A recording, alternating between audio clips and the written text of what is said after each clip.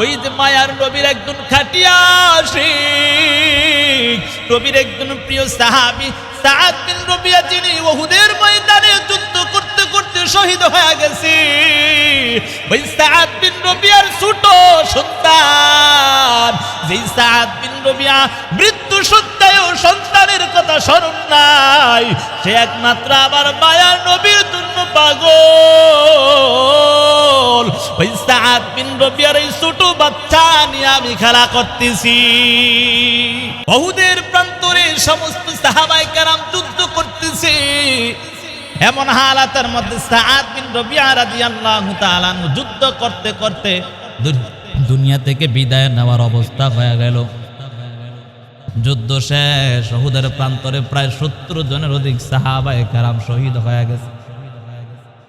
এমন হালাতের মধ্যে সাদ বিন রবিয়া রাদিয়াল্লাহু তাআলা যখন যুদ্ধ শেষ হয়ে গেছে, মায়ার নবী ডাক দিয়া সাহাবায়ে কেরামদেরকে বলে, দেখো দেখো আমার একজন সাহাবী আছে সাদ বিন রবিয়া, সে আছে কোথায়, একটু তাকায় খোঁজ করে তালাশ করো। সাহাবায়ে কেরাম তাকে খোঁজ করার জন্য বের হয়ে গেলেন, কোথায় পাওয়া যাচ্ছে না। সাহাবায়ে কেরাম এসে বলে, ইয়া রাসূলুল্লাহ, ইয়া হাবিবাল্লাহ,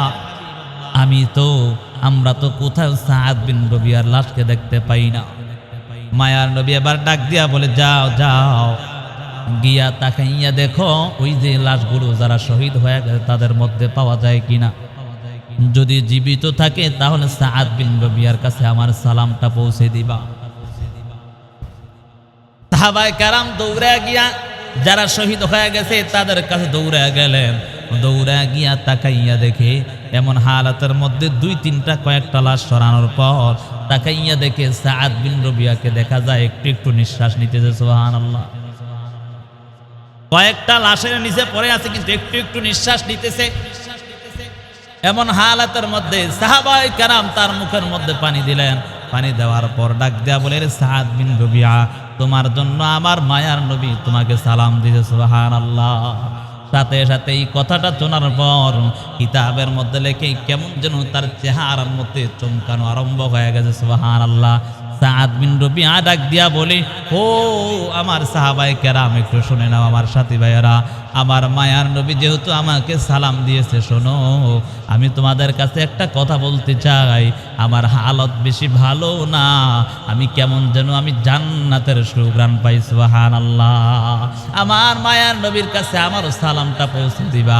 তবে ও সাহাবায়ে কেরাম শুনে নাও, আমি যখন আমার দুই আনসারী সাহাবায়ে কেরামরা আছে তাদেরকে গিয়া বলবা তোমাদের সর্দার সাদ বিন রবিয়া তোমাদেরকে ঘোষণা দিয়া জানায়া দিছে, তোমরা একজন সাহাবীও জীবিত থাকা পর্যন্ত আমার মায়ার নবীর একটা পশমও যেন সমস্যা না হয়। সুবহানাল্লাহ।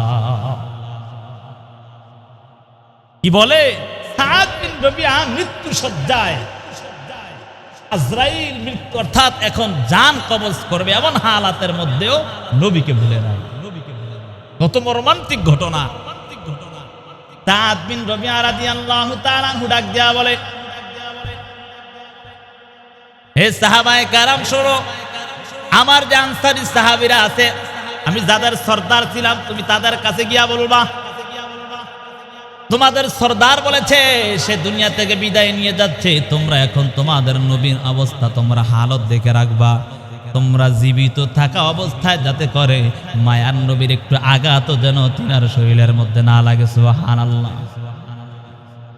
সাহাবায়ে কেরাম আসিয়া মায়ার নবীর কাছে বললেন, ইয়া রাসূলুল্লাহ, ইয়া হাবিবাল্লাহ, আপনার প্রিয় সাহাবী সাদ বিন রবিয়া রাদিয়াল্লাহু তাআলা আনহু তিনি শহীদ হয়ে যাচ্ছে।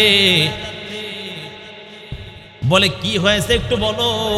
বলে কোন রকম একটু মাত্র শ্বাস প্রশ্বাসটা একটু টানতেছে, দুনিয়া থেকে কিছুক্ষণের মধ্যে মনে হয় বিদায় নিবে। ও নবী আমার, তবে আপনার সাহাবী আপনাকেও সালাম দিছে, তবে একটা কথা বলছে, তার যে গোত্রের লোকেরা আছে আনসারী সাহাবায়ে কেরামদেরকে ডাক দিয়া বলেছে তারা যেন সব সময় আপনার প্রতি নজর রাখে, খেয়াল রাখে, একটু বিন্দু পরিমাণও যেন আপনার ওপর কোনো বেঈমান আঘাত করতে না পারে। এই কথা বলার পর মায়ার নবীর চেহারা দিয়া কেমন যেন চোখ দিয়া বেয়ে বেয়ে পানি পড়া আরম্ভ করে দিলেন। মায়ার নবী ডাক দিয়া বলে, ও দয়ার মালিক, ও দয়ার আল্লাহ, আপনি তো তাকাইয়া দেখতেছেন আপনার একজন বান্দা আমার প্রিয় সাহাবী সাদ বিন রবিয়া দুনিয়া থেকে বিদায় নিয়ে যাচ্ছে, তারপরেও আমি নবীকে ভুলে নাই। ও আল্লাহ, আমি আল্লাহ আপনার জাত ও সিফাতের কসম করে বলতেছি, আমার এই সাহাবীর প্রতি আমি সন্তুষ্ট হয়ে গেলাম, আপনিও তার প্রতি সন্তুষ্ট হয়ে যান। সুবহানাল্লাহ। এই সাদ বিন রবিয়ার ব্যাপারে ঘটনা আসছে, কেমন নবীর পাগল ছিল, কেমন আশিক জানো। যেই সাহাবায়ে কারাম সাদ বিন রবিয়ার তালাশ করতে গিয়েছে, সাদ বিন রবিয়া সে কি অসুস্থ নাকি মারা গেছে না শহীদ হয়ে গেছে, ওই সাহাবায়ে কেরাম তাকাইয়া দেখে আবু বকরের বাসায় যাওয়ার পর আবু বকর কেমন যেন ঘর থেকে বের হইয়া একটা ছাটাই বিছাইয়া জমিনের মধ্যে শুয়ে আছে, আর তিনার বুকের মধ্যে একটা ছোট বাচ্চা দেখা যায়। ওই ছোট বাচ্চাটা দেখার পর সাহাবায়ে কেরাম একটু আশ্চর্য হয়ে গেল যে আবু বকরের তো ছোট কোনো বাচ্চা নাই, তাহলে এই বাচ্চাটা কে হতে পারে। কেমন যেন আবু বকর আদর করতেছে, এমন ভাবে মুখে গালে এমন ভাবে সুন্দর করে চুমু খায়। সাহাবায়ে কেরাম প্রশ্ন করলেন, হে আল্লাহর নবীর সাহাবী আবু বকর, আপনার এমন কোনো সন্তানও নাই যে আপনি এমন ভাবে আদর করবেন, কিন্তু আপনার সন্তানদেরকে তো আমরা চিনি এবং আত্মীয় স্বজনকেও চিনি, কিন্তু এই যে একটা ছোট বাচ্চা দেখা যায়, এই বাচ্চাটাকে এত আদর করতেছেন, এই বাচ্চাটাকে একটু জানতে চাই। সাহাবায়ে কেরাম যখন এমন প্রশ্ন করলেন, মায়ার নবীর সাহাবী আবু বকর ডাক দিয়া বলে, সাহাবায়ে কেরাম শুনে নাও, এটা আর কেউ নয়, ওই যে মায়ার নবীর একজন খাটিয়া আশিক, নবীর একজন প্রিয় সাহাবী সাদ বিন রবিয়া, যিনি উহুদের ময়দানে যুদ্ধ করতে করতে শহীদ হয়ে গেছে। ওই সাদ বিন রবিয়ার ছোট সন্তান, যেই সাদ বিন রবিয়া মৃত্যু সত্ত্বেও সন্তানের কথা স্মরণ নাই, সে একমাত্র আবার মায়ার নবীর জন্য পাগল। ওই সাদ বিন রবিয়ার এই ছোট বাচ্চা নিয়ে আমি খেলা করতেছি। আবু বকর দৌড়ে যাচ্ছে নবীর কাছে। আবু উবাইদা ইবনুল জাররাহ রাদিয়াল্লাহু তাআলা আনহু তিনিও কেমন যেন দৌড়ে নিজের জীবনটা দিয়ে দৌড়ে নবীর কাছে এসে হাজির হয়ে গেছে। নবীর কাছে এসে হাজির হইয়া আবু উবাইদা ইবনুল জাররাহ ডাক দিয়া বলে, হে আবু বকর, আল্লাহর জাত ও সিফাতের কসম করে বলি, সারাটা জীবন তুমি নবীর জন্য উৎসর্গ করে দিয়েছো, সারাটা জীবন তুমি নবীর জন্য ভালোবাসা প্রকাশ করে দিয়েছো। হেরে আবু বকর, আজকে তুমি তীর খুলবা না, আমি আবু উবাইদা চাই নবীর এই তীর দুইটা খোলার জন্য। আবু উবাইদা ইবনুল জাররাহ রাদিয়াল্লাহু তাআলা আনহু এভাবে বলার পর আবু বকর একটু পিছপা হয়ে গেলেন, চিন্তা করলেন সাহাবাদের মধ্যেও তো নবীর ভালোবাসা প্রেম আছে, জন্য তিনি একটু সামন দিকে দিয়া দিলেন। আবু উবাইদা ইবনুল জাররাহ যখন তাকায় দেখে এমন ভাবে আঘাতটা লেগেছে, এটা হাত দ্বারা টেনে খোলা সম্ভব না, যার কারণে আবু উবাইদা ইবনুল জাররাহ নবীজির চেহারা মুবারকের মধ্যে যে বললাম তীরগুলো লেগেছে, ওই তীরগুলোকে নিজের দাঁত দ্বারা এভাবে কামড় দিয়ে টান মারার সাথে সাথে আবু উবাইদা ইবনুল জাররাহর দাঁত একটা দুনিয়া থেকে অর্থাৎ জমিনের মধ্যে পড়ে যায়। সুবহানাল্লাহ। এমন জোরে টান দেওয়া হলো, তীর তো খুলে গেছে এবং দাঁতও খুলে জমিনের মধ্যে পড়ে গেল, যার কারণে ওই তীরের আঘাতের ওই রক্তগুলো নবীজির চেহারা মুবারকে এমন ভাবে লেগেছে, চেহারা মুবারকের মধ্যে এমন ভাবে লেগে গেছে, মেখে গেছে, পুরা চেহারা মুবারক লাল হয়ে গেছে, রক্ত রঞ্জিত হয়ে গেছে। আবু বকর তাকাইয়া দেখে সহ্য করতে পারে নাই। আবু বকর ডাক দিয়া বলে, রে আবু উবাইদা, তুমি পারবা না, আর তোমার খোলার দরকার নাই। সাহাবাদের মধ্যে কেমন নবীর অনুগত্য ভালোবাসা অর্জন করেছে একটু তাকায়া দেখেন। আবু উবাইদা ইবনুল জাররাহ বলে, রে আবু বকর, আমার তো মাত্র একটা দাঁত ভেঙেছে, নবীর জন্য তো কি হয়েছে, আমি চাই আমার সবগুলো দাঁত যেন শেষ হয়ে যায়। সুবহানাল্লাহ। আবু বকর আবু উবাইদার এমন ভালোবাসা দেখে নিজেকে আর ঠিক রাখতে পারেন নাই, বলে ঠিক আছে তুমি কাজ করো। আবু উবাইদা দ্বিতীয়বার যখন দ্বিতীয় তীরটা টান দিলেন, দেখলেন দ্বিতীয় তীরটাও খুলতে পারেন নাই। এমন হালাতের মধ্যে আবু উবাইদা আবার দ্বিতীয় তীরটাকে দাঁত দ্বারা এমন ভাবে কামড় দিলেন, কামড় দিয়ে টান দেওয়ার সাথে সাথে দ্বিতীয় তীরটা খোলার সাথে সাথে দ্বিতীয় আরেকটা দাঁত ভেঙে জমিনের মধ্যে পড়ে যায়। এমন কঠিন হালাত। সাহাবেদের নবীর প্রতি কেমন ভালোবাসা, কেমন মহাব্বত নিয়েছেন একটু তাকায়া দেখেন। এভাবে যখন রক্তরঞ্জিত হয়ে যায় নবীজির চেহারা মুবারক রক্তরঞ্জিত হয়ে যাওয়ার কারণে মালিক বিন সিনান রাদিয়াল্লাহু তাআলা তাকায়া দেখে নবীজির চেহারার মধ্যে রক্ত পুরো এভাবে মেখে রয়েছে। দেখি আর সহ্য করতে পারে না, সাথে সাথে দৌড়ে গিয়া মালিক বিন সিনান রাদিয়াল্লাহু তাআলা তিনি নবীজির চেহারা মুবারক নিজের জিহ্বা দ্বারা চেটে চেটে পরিষ্কার করে দিয়েছে। সুবহানাল্লাহ। মায়ার নবী ডাক দিয়া বলে, লাং তামাসসাকান নার, কখনো যে যার শরীরের মধ্যে আমার রক্ত ঢুকেছে ওই লোক কখনো জাহান্নামে জ্বলতে পারে না। নবীজি বলে ওই লোক জাহান্নামের আগুনে কখনো জাহান্নামের আগুন জ্বালাইতে পারবে না। সুবহানাল্লাহ। নবীর প্রতি এমন ভালোবাসা, এমন মহাব্বত অন্তরে নিয়েছে। এরে বাবা একটু চিন্তা করো, আজকে আমার আর আপনার মধ্যে নবীর কেমন ভালোবাসা, কেমন ইত্তেবা অনুসরণ। যদি আজকে নবীর ভালোবাসা ইত্তেবা অনুসরণ আমার মধ্যে থাকতো তাহলে কখনো আমার দ্বারা কখনো অন্যায় কাজ হতে পারতো না। নবীর আদর্শের বাইরে আমাদের কোনো কাজ হতে পারতো না। মায়ার নবী একদিন সিঙ্গা লাগাইছেন, ওই যে সিঙ্গা লাগায় ব্যথা পাইলে মানুষ সিঙ্গা লাগাইতো আগে, ঠিক না? আগের সময় প্রচলন ছিল, হেজামা যেটাকে বলা হয়। সিঙ্গা লাগাইতো ব্যথা পাইলে, এই সিঙ্গা লাগাই এটা কিন্তু নবীজির সুন্নাহ। এটা কি নবীজির সিঙ্গা লাগানো, এটা নবীজির সুন্নাহ। নবীজি ব্যথা পাওয়ার কারণে সিঙ্গা লাগাইছে শরীরে। সিঙ্গা লাগা রক্ত বের হয় না, বিষাক্ত রক্তটা বের হয়ে যায়। বিষাক্ত রক্তগুলো আল্লাহ তাআলার নবী আব্দুল্লাহ বিন জুবায়ের রাদিয়াল্লাহু তাআলা আনহুর কাছে বিষাক্ত রক্তগুলো দিয়েছে বলে এগুলা নিয়ে পুঁতে পেল, জমিনের মধ্যে গাড়িয়ে পেল।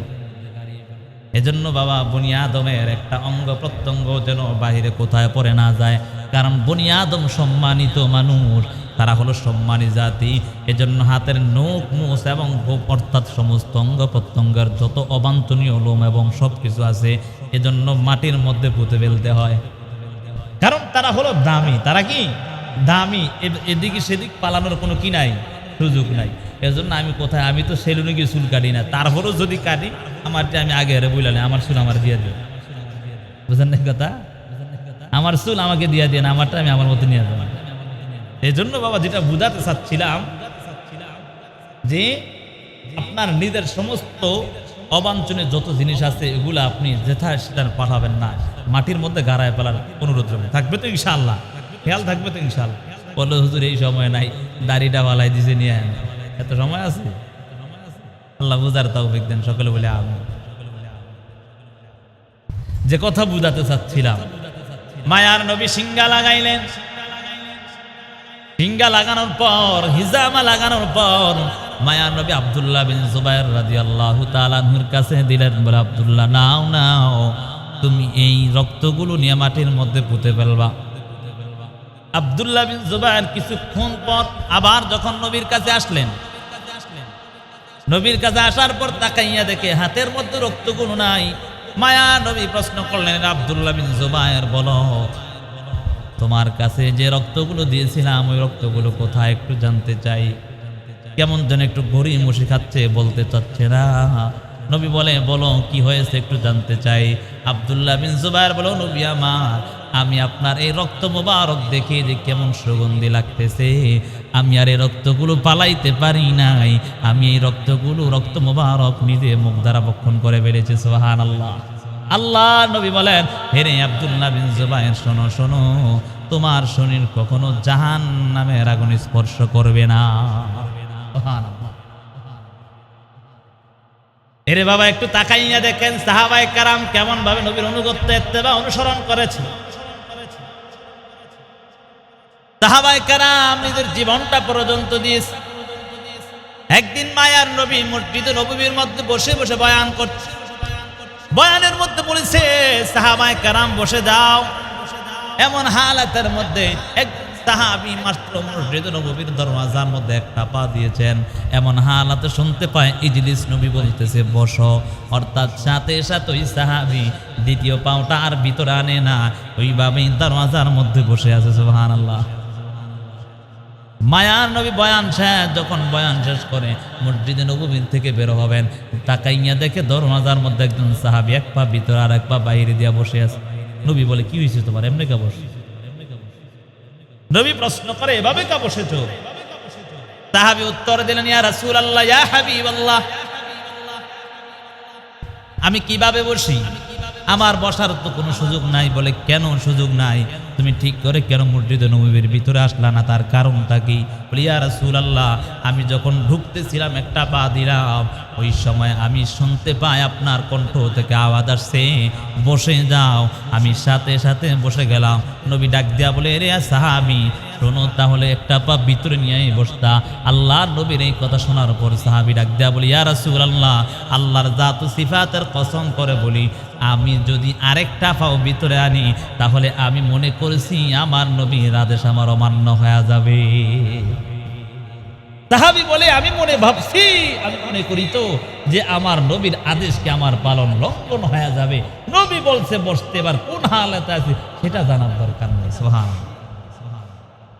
নবী বলছে নবীর আদর্শে আদর্শবান হওয়ার জন্য আজকে আমি আবার নবীর আদর্শে আদর্শবান হতে পারলাম না। এরে বাবা, একটু চিন্তা করো, নবী যেভাবে আদর্শের কথা বলেছে সেভাবে আমরা মানতে পারলাম না, নিজেও ব্যবস্থা করতে পারলাম না। নিজের শরীরটাকে, নিজের চেহারাটা, নিজের পুরা অঙ্গ প্রত্যঙ্গগুলোকে আমরা নবীর আদর্শে আদর্শবান করতে পারলাম না। একটা বারও কি চিন্তা করলাম না সেই নবী কি তোমাদের জন্য সুপারিশ করবে কি করবে না?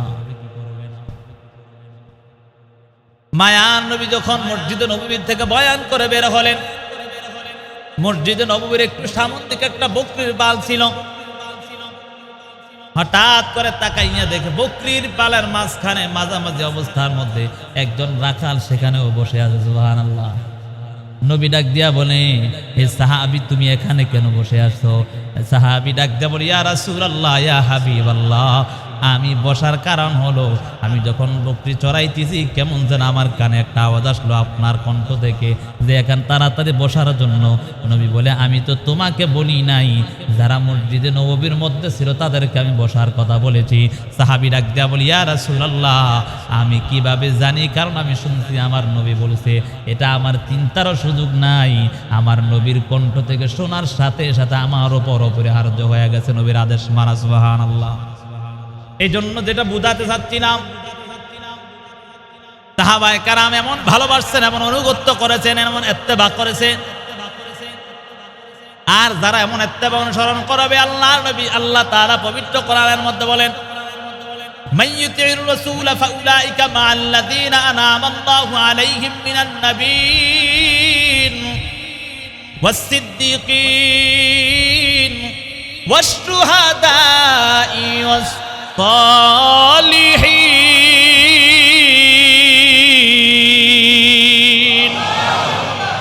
আল্লাহ তাআলা পবিত্র কোরআনের মধ্যে এই কথাই বুঝাতে চাচ্ছেন, হে দুনিয়ার মানুষ, তোমরা যদি নবীর অনুগত্য অনুসরণ করতে পারো তাহলে তোমরা নবীদের সাথেই জান্নাতে থাকবা। সুবহানাল্লাহ। এরে বাবা, এই জন্য বাবা নবীর অনুগত্য অনুসরণ করতে হবে সাহাবায়ে কেরামের মতো। সাহাবায়ে কেরাম যেভাবে অনুসরণ করেছে, অনুগত্য করেছে, এর নবীর আশেকের দল আজকে একটা বড় চিন্তা করলাম না। আমরা নবীর আশেক হইলাম, অনুগত্য করলাম না, কিন্তু আমরা নবীর আশেক দাবি করি, নবীর সুন্নত একটাও আমাদের খবর নাই। তুকু যাও সুন্নতে আহমদ খুজাবা মুহাম্মদ কাইবুয়াত নসবতরা কার শয়ত মি কুনিনা मतमोली गरगोली लानो तास्ताए बरगोली हम सूरातो हम सिराते मुस्तफा दरता मामे हाले ओ कुन इत्तिबाए सुन्नते खैरुल बशार गिर लाज़म ताबोया भी ऐ फसा। কবি বলেন, হে শোনো, তুমি কোথায় আর তোমার নবীর সুন্নত কোথায়, আবার তুমি আশেক রাসূল দাবি করো। এজন্য বাবাজি এই কথা বুঝাতে চাচ্ছিলাম, সাহাবায়ে কেরাম নিজের জীবনের থেকে নবীকে ভালোবাসছে, নবীর অনুসরণ করেছে, অনুগত করেছে।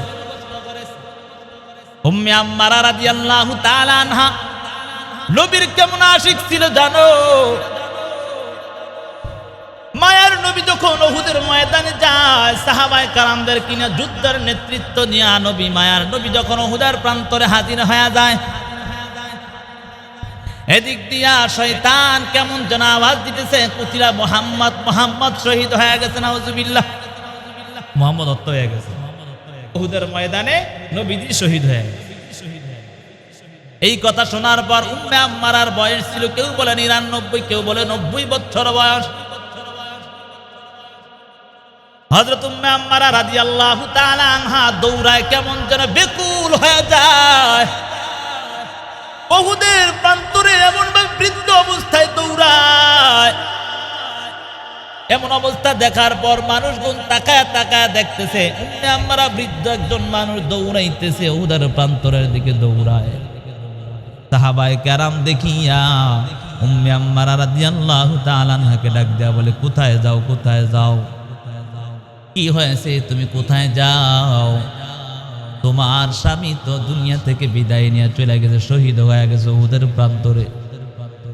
উম্মে আম্মারা কেমন যেন একটু বিচলিত হন নাই, শুধু ইন্না লিল্লাহ বলেই আবার সামন দিকে অগ্রসর হার বলে, বলো আমার নবীর কোন হালত একটু জানতে চাই। সুবহানাল্লাহ। দৌড়ায় সামন দিকে বেকুল হয়ে শুধু কান্না করে আর দৌড়ায়। অন্য আরেকজন সাহাবীর সাথে মুলাকাত হওয়ার পর ডাক দিয়ে বলে, রে উম্মে আম্মারা, তুমি কোথায় যাও? তোমার ভাই দুনিয়া থেকে বিদায় নিয়েছে, শহীদ হয়ে গেছে উহুদের প্রান্তরে। উম্মে আম্মারা ডাক দিয়া বলে, ইন্না লিল্লাহি, এতটুকুই বলার পর বলে, বলো আমার নবীর কি হালাত। সুবহানাল্লাহ। কোন দিকে দৌড়ায়, কেমন যেন বেকুল বেকরার হয়ে যায়। উম্মে আম্মারা আরেকটু সামন দিকে যাওয়ার পর আরেকজন সাহাবীর সাথে মুলাকাত হয়ে গেল। আরেকজন সাহাবী ডাক দিয়া বলে, রে উম্মে আম্মারা, শোনো, তুমি সামন দিকে অগ্রসর হইতেছো, তোমার কলিজার টুকরা সন্তান দুনিয়া থেকে বিদায় নিয়েছে। সুবহানাল্লাহ। এ কথা বলার পর উম্মে আম্মারা শুধু ইন্না লিল্লাহ বলার পর ডাক দিয়া বলে, আমার নবীর কোন হালত একটু জানতে চাই। সুবহানাল্লাহ। তাকাইয়া দেখতেছে তিনার মধ্যে কোনো শান্তি নাই। যতক্ষণ না পর্যন্ত নবীর চেহারা মুবারক দেখবেন না, ততক্ষণ পর্যন্ত মনের মধ্যে কোনো শান্তি আর অশান্তি। এমন হালাত দেখিয়া সাহাবায়ে কেরাম ডাক দিয়া বলো, এই যে তাকাইয়া দেখো, মায়ার নবীকে দেখা যায়। এই দেখার পর আল্লাহর নবীর এই সাহাবী, বৃদ্ধা সাহাবা ডাক দিয়া বলে, কুল্লুন কদ আলিমা সালাতা, আল্লাহর তাআলার বান্দি ডাক দিয়া বলে, এমন ভাবে সুন্দর ভাবে ডাক দিয়া বলে, কুল্লু মুসিবাতিন বাদাকা জালাল, আল্লাহর নবীর চেহারা দেখার পর আমার মধ্যে আর কোনো পেরেশানি কিছুই পাওয়া যায় না। প্রত্যেক পেরেশানি, সবকিছু আমার জন্য তুচ্ছ, যতক্ষণ পর্যন্ত আমি আমার নবীকে দেখে ফেলেছি। সাহাবায়ে কেরামের মধ্যে কেমন ভালোবাসা, কেমন ইত্তেবা, অনুসরণ করেছে। সন্তান দুনিয়া থেকে বিদায় নিয়েছে, কোনো পরোয়া করে নাই। সাহাবায়ে কেরাম কেমন অবস্থা, একজন আল্লাহর খাঁটি আশিকা বান্দি, যে নিজের সন্তান, স্বামী, ভাই দুনিয়া থেকে বিদায় নিয়ে চলে গেছে, একটা বারও পরোয়া করে নাই। বারবার জিজ্ঞেস করে, আমার নবীর কোন হাল। এই হলো সাহাবায়ে কেরামের ইত্তেবা, এই হলো সাহাবায়ে কেরামের ভালোবাসা অর্জন। সাহাবায়ে কেরাম এমন ভালোবাসছে জানো, সাআদ বিন রাবিয়া রাদিয়াল্লাহু তাআলা আনহুর ইতিহাস লক্ষ্য করে তাকায়া দেখো। উহুদের প্রান্তরে সমস্ত সাহাবায়ে কেরাম যুদ্ধ করতেছে, এমন হালাতের মধ্যে সাআদ বিন রাবিয়া রাদিয়াল্লাহু তাআলা আনহু যুদ্ধ করতে করতে দুনিয়া থেকে বিদায় নেওয়ার অবস্থা হয়ে গেল। যুদ্ধ শেষ, উহুদের প্রান্তরে প্রায় 70 জনের অধিক সাহাবায়ে কেরাম শহীদ হয়ে গেছে। এমন হালাতের মধ্যে সাআদ বিন রাবিয়া রাদিয়াল্লাহু তাআলা আনহু যখন যুদ্ধ শেষ হয়ে গেছে, মায়ার নবী ডাক দিয়া সাহাবায়ে কেরামদেরকে বলে, দেখো দেখো আমার একজন সাহাবী আছে সাআদ বিন রবিয়া, সে আছে কোথায়, একটু তাকায় খোঁজ করে তালাশ করো। সাহাবায়ে কেরাম তাকে খোঁজ করার জন্য বের হয়ে গেলেন, কোথায় পাওয়া যাচ্ছে না। সাহাবায়ে কেরাম এসে বলে, ইয়া রাসূলুল্লাহ, ইয়া হাবিবাল্লাহ, আমরা তো কোথাও সাআদ বিন রবিয়ার লাশকে দেখতে পাই না। মায়ার নবী এবার ডাক দিয়া বলে, যাও যাও গিয়া তাকাইয়া দেখো ওই যে লাশগুলো যারা শহীদ হয়ে গেছে তাদের মধ্যে পাওয়া যায় কিনা। যদি জীবিত থাকে তাহলে সাআদ বিন রবিয়ার কাছে আমার সালামটা পৌঁছে দিবা। সাহাবায়ে কেরাম দৌড়ে গিয়া যারা শহীদ হয়ে গেছে তাদের কাছে দৌড়ে গেলেন। দৌড়ে গিয়া তাকাইয়া দেখে এমন হালাতের মধ্যে কয়েকটা লাশ সরানোর পর তাকাইয়া দেখে সাআদ বিন রবিয়াকে দেখা যায় একটু একটু নিঃশ্বাস নিতেছে। সুবহানাল্লাহ। কয়েকটা লাশের নিচে পড়ে আছে কিন্তু একটু একটু নিঃশ্বাস নিতেছে। এমন হালাতের মধ্যে সাহাবায়ে কেরাম তার মুখের মধ্যে পানি দিলেন। পানি দেওয়ার পর ডাক দেয়া বলে, সাআদ বিন রবিয়া, তোমার জন্য আমার মায়ার নবী তোমাকে সালাম দিয়েছে। সুবহানাল্লাহ। সাথে সাথে এই কথাটা শোনার পর কিতাবের মধ্যে লেখে কেমন যেন তার চেহারার মধ্যে চমকানো আরম্ভ হয়ে গেছে। সুবহানাল্লাহ। সাআদ বিন রবিয়া ডাক দিয়া বলে, ও আমার সাহাবায়ে কেরাম, একটু শুনে নাও আমার সাথী ভাইয়েরা, আমার মায়ার নবী যেহেতু আমাকে সালাম দিয়েছে, শোনো আমি তোমাদের কাছে একটা কথা বলতে চাই। আমার হালত বেশি ভালো না, আমি কেমন যেন আমি জান্নাতের সুঘ্রাণ পাই। সুবহানাল্লাহ। আমার মায়ার নবীর কাছে আমার সালামটা পৌঁছে দিবা। তবে ও সাহাবায়ে কেরাম শুনে নাও, আমি যখন আমার দুই আনসারী সাহাবায়ে কেরামরা আছে তাদেরকে গিয়া বলবা তোমাদের সর্দার সাআদ বিন রবিয়া তোমাদেরকে ঘোষণা দিয়া জানায়া দিছে, তোমরা একজন সাহাবীও জীবিত থাকা পর্যন্ত আমার মায়ার নবীর একটা পশমও যেন সমস্যা না হয়। সুবহানাল্লাহ। কি বলে? সাআদ বিন রবিয়া মৃত্যু সজ্জায়, আজরাইল মৃত্যু অর্থাৎ এখন জান কবজ করবে এমন হালাতের মধ্যেও নবীকে ভুলে নাই। কত মর্মান্তিক ঘটনা। সাআদ বিন রবিয়া রাদিয়াল্লাহু তাআলা ডাক দিয়া বলে, হে সাহাবায়ে কেরাম শোনো, আমার যে আনসারী সাহাবীরা আছে আমি যাদের সর্দার ছিলাম তুমি তাদের কাছে গিয়া বলবা তোমাদের সর্দার বলেছে সে দুনিয়া থেকে বিদায় নিয়ে যাচ্ছে, তোমরা এখন তোমাদের নবীর অবস্থা তোমরা হালত দেখে রাখবা। তোমরা জীবিত থাকা অবস্থায় যাতে করে মায়ার নবীর একটু আঘাত যেন তিনার শরীরের মধ্যে না লাগে। সুবহানাল্লাহ। সাহাবায়ে কেরাম আসিয়া মায়ার নবীর কাছে বললেন, ইয়া রাসূলুল্লাহ, ইয়া হাবিবাল্লাহ, আপনার প্রিয় সাহাবী সাআদ বিন রবিয়া রাদিয়াল্লাহু তাআলা আনহু তিনি শহীদ হয়ে যাচ্ছে। বলে কি হয়েছে একটু বলো। বলে কোন রকম একটু মাত্র শ্বাস প্রশ্বাসটা একটু টানতেছে, দুনিয়া থেকে কিছুক্ষণের মধ্যে মনে হয় বিদায় নিবে। ও নবী আমার, তবে আপনার সাহাবী আপনাকেও সালাম দিছে, তবে একটা কথা বলছে, তার যে গোত্রের লোকেরা আছে আনসারী সাহাবায়ে কেরামদেরকে ডাক দিয়া বলেছে তারা যেন সব সময় আপনার প্রতি নজর রাখে, খেয়াল রাখে, একটু বিন্দু পরিমাণও যেন আপনার ওপর কোনো বেঈমান আঘাত করতে না পারে। এই কথা বলার পর মায়ার নবীর চেহারা দিয়া কেমন যেন চোখ দিয়া বেয়ে বেয়ে পানি পড়া আরম্ভ করে দিলেন। মায়ার নবী ডাক দিয়া বলে, ও দয়ার মালিক, ও দয়ার আল্লাহ, আপনি তো তাকাইয়া দেখতেছেন আপনার একজন বান্দা আমার প্রিয় সাহাবী সাআদ বিন রবিয়া দুনিয়া থেকে বিদায় নিয়ে যাচ্ছে, তারপরেও আমি নবীকে ভুলে নাই।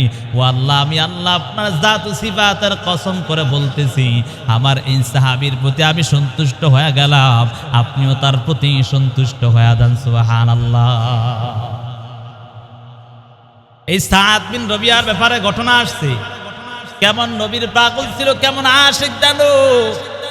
যেই সাহাবায়ে কেরাম সাআদ বিন রবিয়ার তালাশ করতে গিয়েছে, সাআদ বিন রবিয়া সে কি অসুস্থ নাকি মারা গেছে না শহীদ হয়ে গেছে, ওই সাহাবায়ে কেরাম তাকাইয়া দেখে আবু বকরের বাসায় যাওয়ার পর আবু বকর কেমন যেন ঘর থেকে বের হইয়া একটা ছাটাই বিছাইয়া জমিনের মধ্যে শুয়ে আছে, আর তিনার বুকের মধ্যে একটা ছোট বাচ্চা দেখা যায়।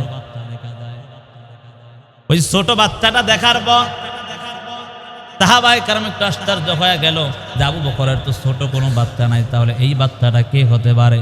কেমন যেন আবু বকর আদর করতেছে, এমন ভাবে মুখে গালে এমন ভাবে সুন্দর করে চুমু খায়। সাহাবায়ে কেরাম প্রশ্ন করলেন, হে আল্লাহর নবীর সাহাবী আবু বকর, আপনার এমন কোনো সন্তান নাই যে আপনি এমন ভাবে আদর করবেন, কিন্তু আপনার সন্তানদেরকে তো আমরা চিনি এবং আত্মীয় স্বজনকেও চিনি, কিন্তু এই যে একটা ছোট বাচ্চা দেখা যায়, এই বাচ্চাটাকে এত আদর করতেছেন, এই বাচ্চাটাকে একটু জানতে চাই। সাহাবায়ে কেরাম যখন এমন প্রশ্ন করলেন, মায়ার নবীর সাহাবী আবু বকর ডাক দিয়া বলে, সাহাবায়ে কেরাম শুনে নাও, এটা আর কেউ নয়, ওই যে মায়ার নবীর একজন খাটিয়া আশিক, নবীর একজন প্রিয় সাহাবী সাদ বিন রবিয়া, যিনি উহুদের ময়দানে যুদ্ধ করতে করতে শহীদ হয়ে গেছে। ওই সাদ বিন রবিয়ার ছোট সন্তান, যেই সাদ বিন রবিয়া মৃত্যু সত্ত্বেও সন্তানের কথা স্মরণ নাই, সে একমাত্র আবার মায়ার নবীর জন্য পাগল। ওই সাদ বিন রবিয়ার এই ছোট বাচ্চা নিয়ে আমি খেলা করতেছি। কেমন নবীর আসে, কেমন নবীর ভালোবাসা অন্তরে নিয়েছি জানো? আজকে মৃত্যু সজ্জায় হয়ে যাওয়ার পর তারপরে ছোট বাচ্চার কথাও স্মরণ নাই, একমাত্র মায়ার নবীর কথা স্মরণ রাখলেন। এর যুবক সন্তান, এ কলিজার টুকরা যুবক, ও বৃদ্ধ বাবা, এখনো সময় আছে, মায়ার নবীর আদর্শে আদর্শবান হও, মায়ার নবীর আদর্শটা নিয়ে নিজের জীবনটাকে পরিচালনা করো। সাহাবায়ে কেরামের জীবন একটু তালাশ করে দেখো, সাহাবায়ে কেরাম কেমন ভাবে নিজের জীবনটা পর্যন্ত বিলীন করে দিয়েছে, তারপরও নবীর আদর্শ একটা মুহূর্তের জন্য ছাড়ে নাই।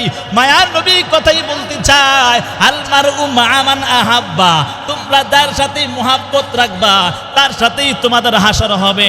হে দুনিয়ার মানুষ শোনো, এই জন্য আল্লাহ তাআলা পবিত্র কোরআনের মধ্যে বলেন, কুল ইন কুনতুম তুহিব্বুনাল্লাহ ফাত্তাবিউনি ইউহিব্বুকুমুল্লাহ ওয়া ইয়াগফির লাকুম যুনুবাকুম ওয়াল্লাহু গফুরুর রহিম।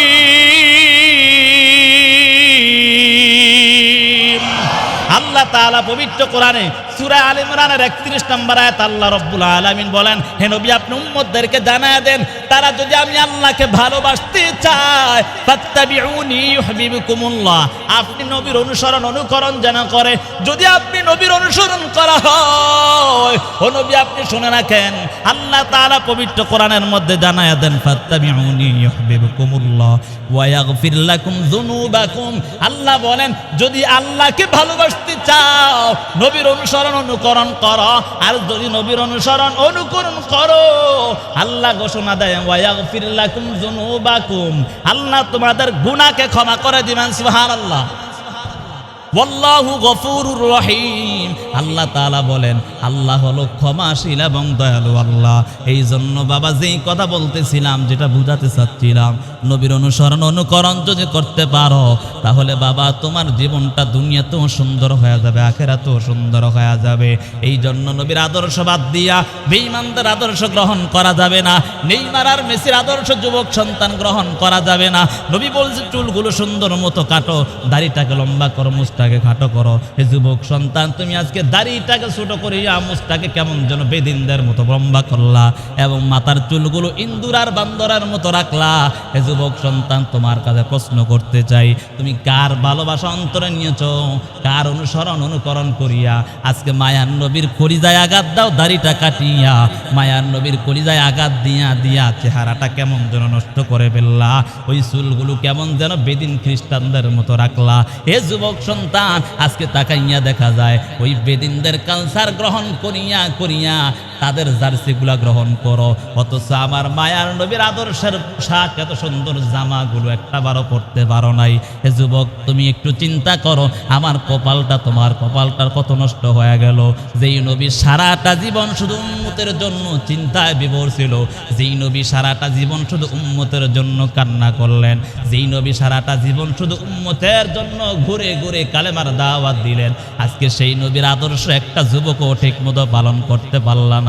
এর যুবক সন্তান, এই জন্য সময় আছে, হায়াত শেষ হওয়ার আগ মুহূর্ত পর্যন্ত চেষ্টা চালায়া যাও, নবীর রঙে রঙিন হয়ে যাও। কিতাবের মধ্যে পাওয়া যায়, যদি নবীর রঙে রঙিন হতে পারো, তাহলে হাসরের ময়দানে মায়ার নবীর সুপারিশ পেয়ে যাইবা। নবীর সুপারিশ পেতে চাই না আমরা? কেউ নবীর সুপারিশ ছাড়া জান্নাতে যেতে পারে না। কেউ যেতে পারবে না। নবীর আদর্শ নাই, গালে দাড়ি নাই, এই হাসরের ময়দানে যাওয়ার পর নবী তোমাকে চিনবে না। দূর হও, সুহকন সুহকন, দূর হও, এখান থেকে সরে যাও। অথচ যেই নবী উম্মতের জন্য এত কষ্ট, এত কান্না, আল্লাহর কাছে কোনোদিন বদদোয়া করেন, আল্লাহ উম্মতকে ধ্বংস করে দাও, এই দোয়া বদদোয়া কখনো নবী করেননি। আর সেই নবী ওই সময় কঠিন হাসরের ময়দানে তোমাকে চিনবে না, এমন কঠিন হালাত হয়ে যাবে। এর যুবক, হে বৃদ্ধ বাবা, এখন সময় আছে, নবীর আদর্শে আদর্শবান হয়ে যাও। দুনিয়ার মায়ায় পড়িয়া, দুনিয়ার বুক বিলাসিতার মধ্যে পড়িয়া মায়ার নবীর আদর্শ ছেড়ে দিয়ে স্যার এই কাজ করা যাবে না। মায়ার নবীর আদর্শে আদর্শবান হইয়া নিজের জীবনটাকে সুন্দর করে নাও। যদি মায়ার নবীর আদর্শ গ্রহণ করতে পারো, ইত্তেবা অনুসরণ করতে পারো, তাহলে আল্লাহ তাআলা যেই ঘোষণা দিয়েছেন তোমরা নবীদের সাথে জান্নাতে থাকবা। এজন্য পারবো তো ইনশাআল্লাহ, নবীর আদর্শে আদর্শবান হতে পারবো তো ইনশাআল্লাহ, চেষ্টা করবো তো ইনশাআল্লাহ। আল্লাহ কবুল করুন প্রত্যেকটা কলিজার টুকরা যুবককে, আল্লাহ নবীর আদর্শে আদর্শবান হওয়ার তৌফিক দান করেন। সকলে বলি আমিন। প্রত্যেককে যেন আল্লাহ ৫ ওয়াক্ত নামাজ বা জামাত আদায় করার তৌফিক দেন। সকলে বলি আমিন।